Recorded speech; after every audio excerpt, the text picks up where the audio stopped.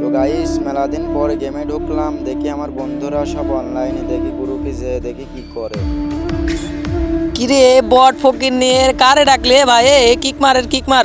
বটের ডাকছিস কে? গ্রুপ থেকে তাড়াতাড়ি বাই কর, কিক মার। নীরব ভাই কিক মারো, তাড়াতাড়ি কিক মারো। বটের ডাকছো কেন? তাড়াতাড়ি কিক দাও।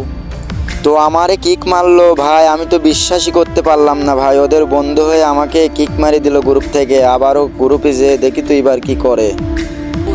ভাই আবার কালা অ্যাডামের কে ডাকলো? নীরব ভাই তাড়াতাড়ি কিক মারো। নীরব ভাই শালা ফকির নি ভাই, কালা অ্যাডাম নিয়ে দাঁড়ায় রয়েছে ভাই, কিক মারো কিক। ভাই কি ব্যাপার, দুয়ারে কিক দিচ্ছে আবার ইনভাইট দিচ্ছে, দেখি তো ভাই তোমাদের সমস্যা কি ভাই? আমি তো তোমাদের বন্ধু, তুমি আমাদের এইভাবে দুয়ারে কিক মারতেছো, ব্যাপার কি?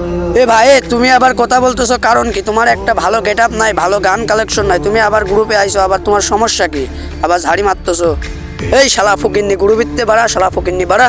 তো গাইস খুব মনে কষ্ট পেলাম, নিজের বন্ধুরা হয়ে যে এরকম করলো, আজ কোনো কালেকশন নাই বলে এরকম অপমান করলো।